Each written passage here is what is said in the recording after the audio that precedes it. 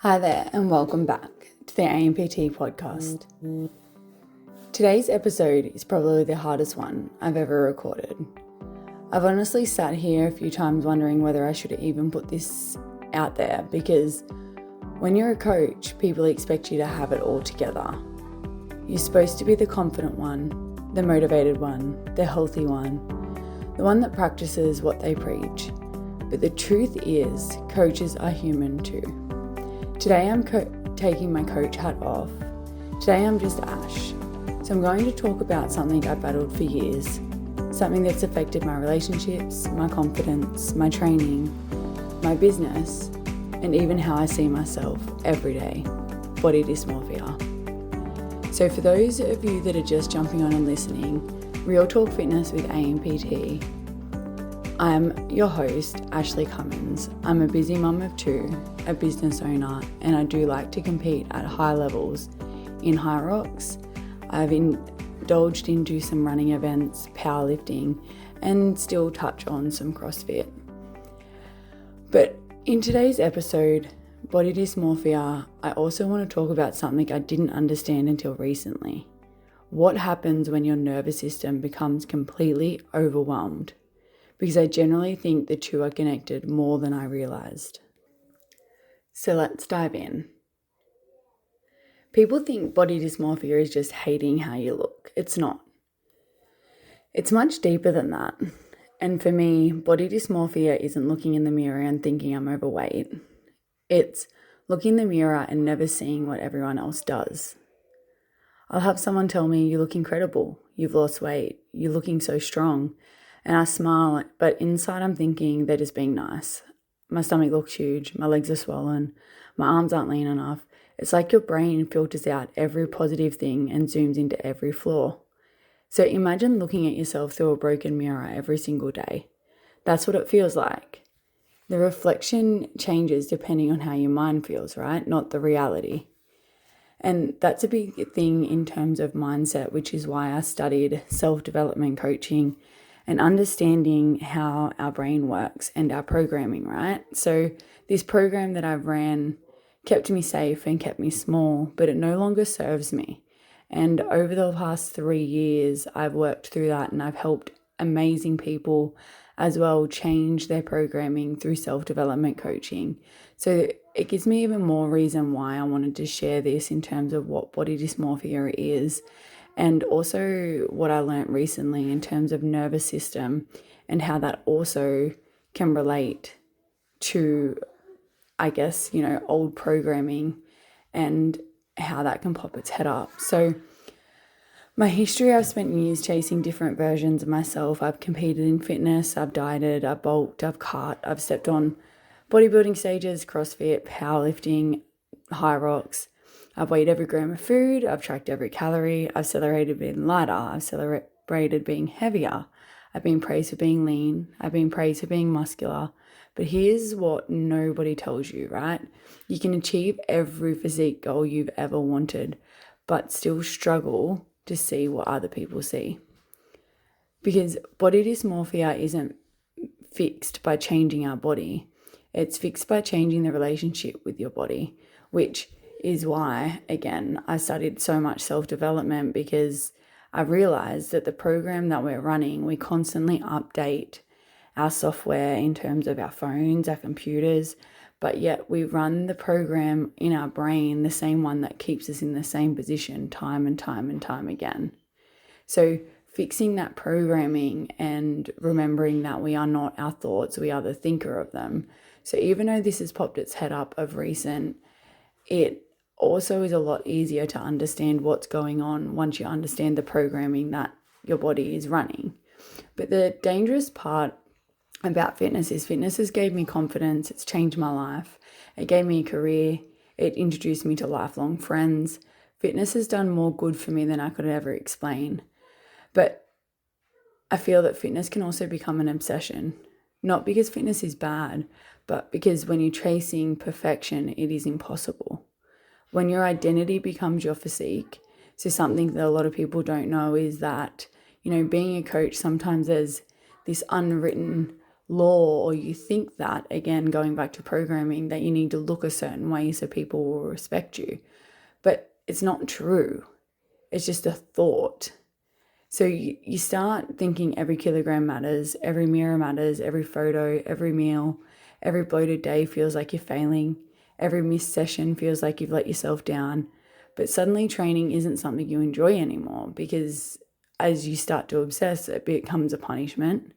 Food isn't looked at as fuel. Food becomes numbers. Rest becomes guilt. And your whole life becomes controlled. So the mental conversation that nobody hears, and, if you're listening and you could probably relate to this, it's the hardest part to omit, the conversations that you have with yourself. So I did do a few podcast episodes in terms about your inner roommate, and I constantly talk about the conversations that we have with that inner roommate. And if you were to take that person out of your head and sit them next to you, would you want to be friends with them? And 9 times out of 10 people that I speak to in most of my self-development coaching and my seminars that I run and workshops is that no, we wouldn't, but yet we listen to them. There's a difference between listening to this inner roommate and hearing them, hearing what they say, but not listening. But nobody hears what you do when you stand in front of the mirror, when you turn sideways, when you change the angle, compare today's body to yesterday, wondering if people have noticed your weight gain, delete photos, changing outfits 10 times, being complimented but not believing it, looking at old photos and thinking, I wish I looked like that, even though back then you thought you looked terrible.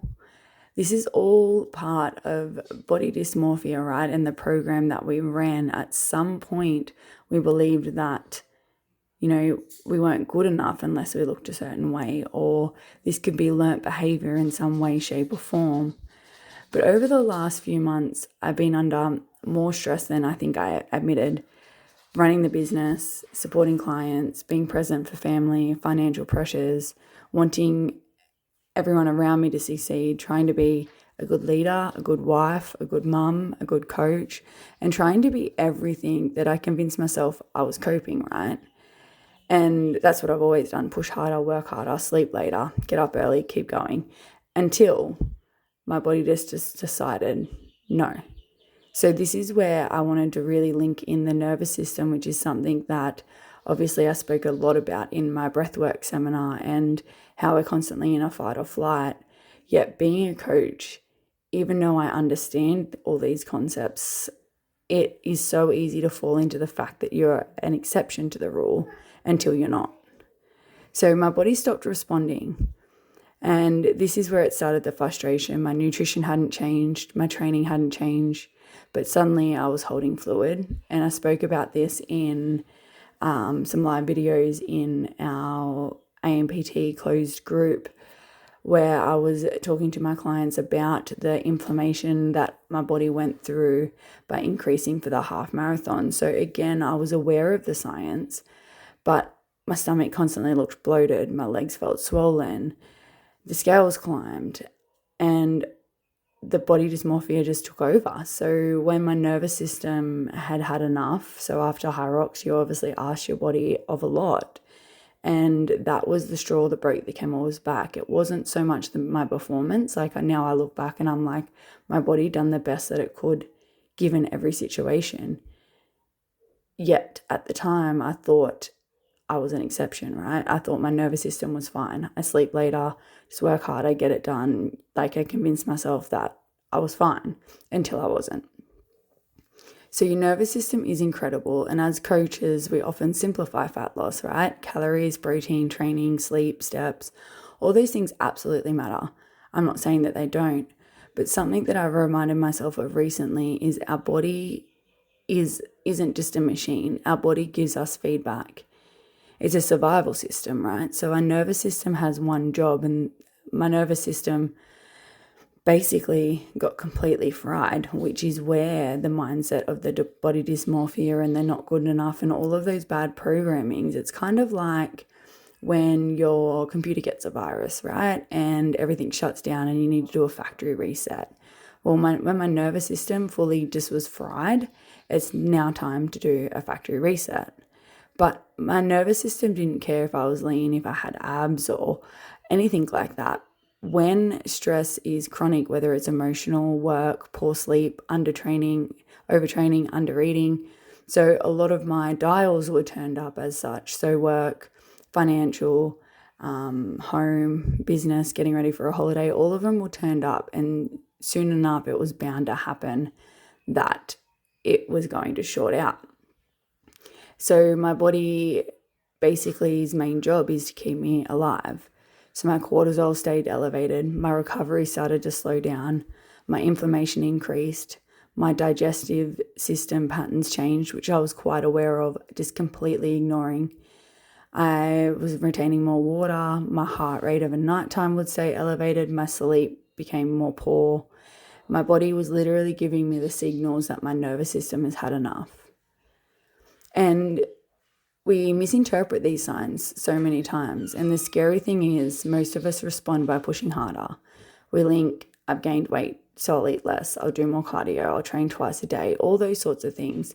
Now, again, over years, I've learned that that isn't the way. Yet, I feel like the biggest light bulb moment was the nervous system and how I chose to ignore the signs. I knew I wasn't sleeping. I knew my digestive system patterns were off. These are all signs of nervous system fatigue.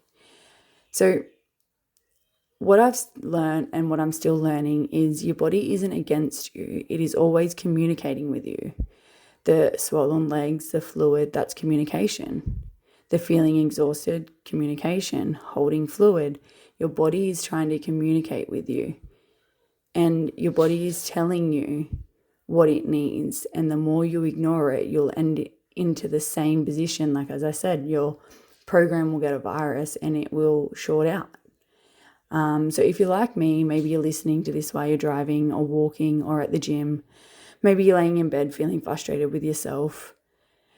Maybe you've looked in the mirror today and hated what you saw. Maybe you've cancelled your plans because you're too uncomfortable in your own skin.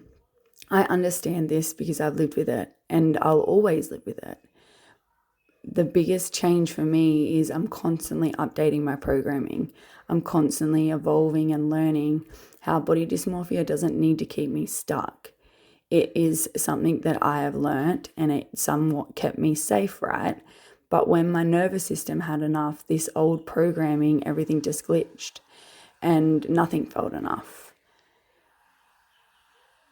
But because I've lived this, and some days I still do, there's something that I want you guys to remember is that your body has carried you through every hard day. You've survived. You've adapted. It's protected you.